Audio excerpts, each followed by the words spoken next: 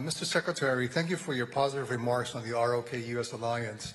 South Korea's defense spending this year increased 8.2%, and we are fully committed to every single matrix you mentioned on a self-reliant defense posture. In this regard, my question to you, sir, is twofold. Number one, President Trump said yes to President Lee's request for American support in building nuclear-powered submarines for the ROK Navy for larger deterrence missions.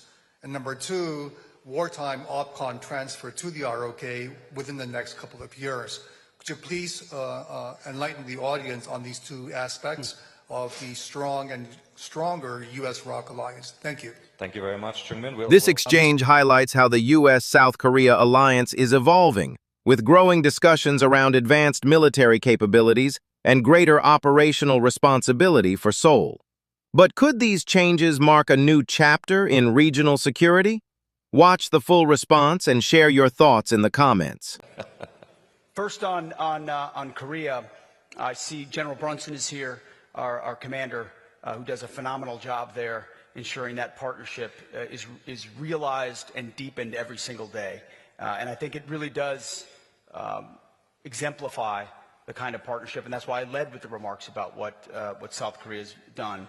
I was there when the President talked about nuclear power submarines. I think it's an important capability. I think we're looking for allies willing to expand subsea capabilities that produce real dilemmas.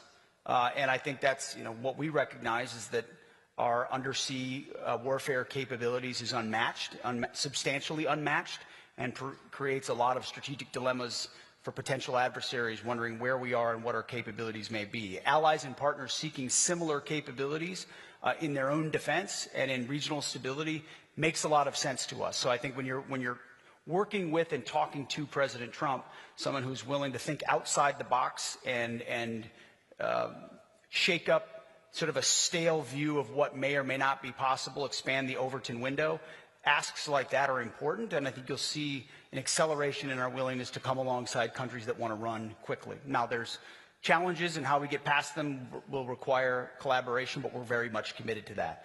And then as far as wartime OPCON transfer, the General and I have spent a good chunk of time recently talking about that. We met recently in the Pentagon with your Minister of Defense on that very topic, and frankly, it's a breath of fresh air for an ally to want to take more control more quickly. And that is an instinct we want to continue to incentivize. And I think we have to find the balance of where our military O-plans and the responsibilities that U.S. uniformed members have had for decades now is honored as we phase over to wartime OPCON transfer for the Republic of Korea, which we welcome the fact that they want that. And I think it provides even more optionality for both the Koreans and the United States there in the peninsula going forward, which is a very good thing. So I appreciate that question.